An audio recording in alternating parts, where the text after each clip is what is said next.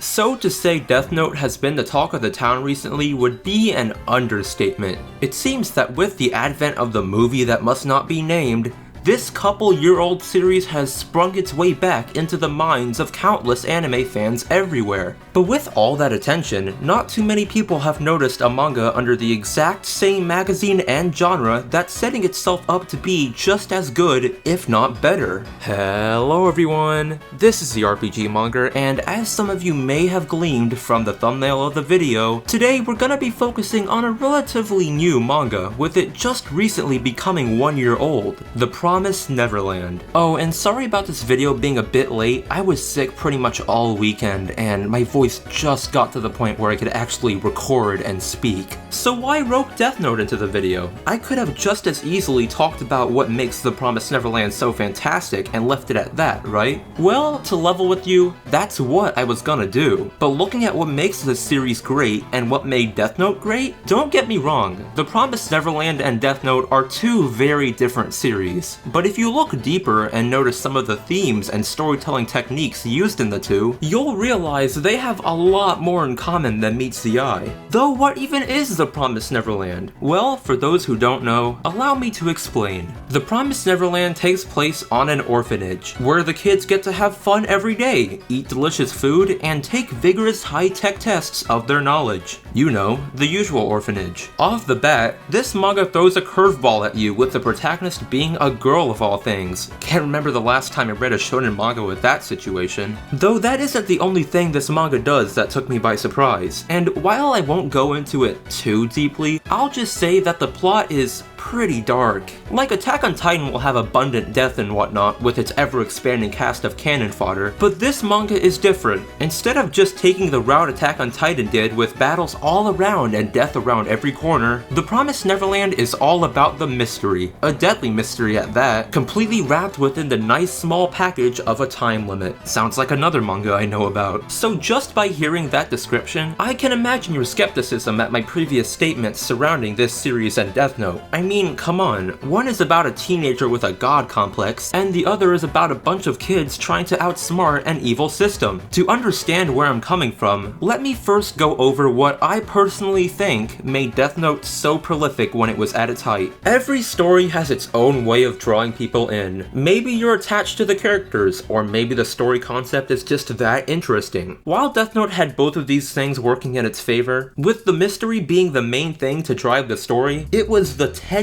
that really ensnares you above all. The fact of not knowing what could be happening next, and the uncertainty of who will be triumphant is only made better combined with the intricate inner workings of both L and Light as they engage in an eternal intellectual tug of war. All these things combined really made Death Note stand out above the rest, with it forever leaving an imprint on the mystery genre of anime and manga. And while it's not like we haven't had mystery manga and anime since then, in my opinion, none of them have really even come close to The Promised Neverland. Tension. Like I said, it really works wonders when ensnaring you into a story, but along with that, The Promised Neverland has many dynamics that remind you of Death Note quite a bit. Oh, and a minor spoiler alert for the first few chapters here, but like L and Light, the children of the plantation and Mama truly rival Death Note in how intense and close the tug of war can get, especially with such high stakes on the line, like the looming threat of being eaten by monsters of all things. Honestly, with the fact that they're also children, you kind of find yourself immediately rooting for them. And that brings me to something I want to talk about for a bit.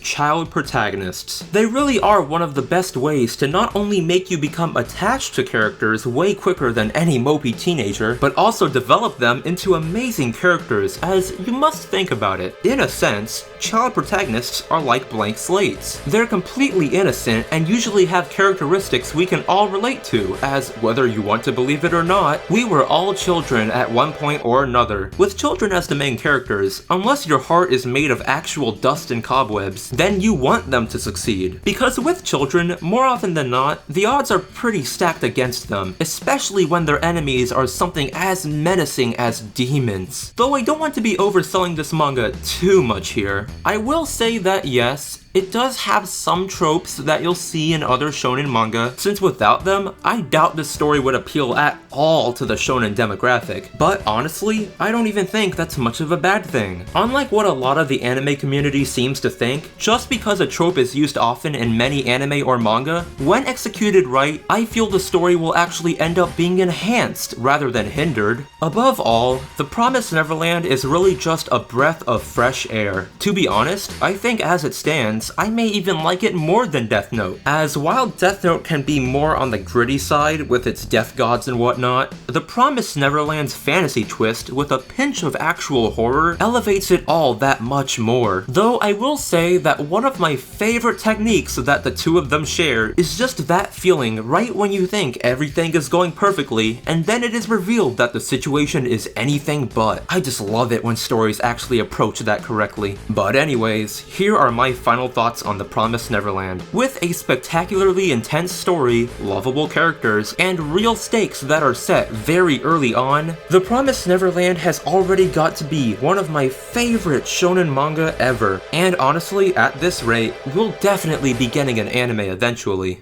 But wait, it's that time of the year again. Welcome to another snazzy channel update. So I think it's safe to say that with this many new people watching my channel, I need to meet their higher expectations of me. So recently, with an artist I've been working with, here is a preview of my next batch of Moogles. They'll all be ready by next week, and do tell me in the iCard poll how you like them. By the way, do check out the link in the description to my artist's Twitter and follow her there. She really does deserve all the love imaginable for helping me out with this. And also, a little quick reminder here, to know when sudden things come up that prevent me from uploading a video at the set times I usually upload them, do follow me on Twitter. All updates for my channel usually go there. If you enjoyed this video and want to see more like it, do subscribe, and today's cool thing of the day is the fact that we're gonna be getting more anime adaptations of Junji Ito's manga. Now, I'll admit, the anime adaptation of Kyo wasn't really the best in my opinion, but if Uzumaki ever got an actual anime, I think I could finally die peacefully. So that being said, I am the RPG Monger, and don't forget that each and every one of you are fantastic, and sorry about my sick voice.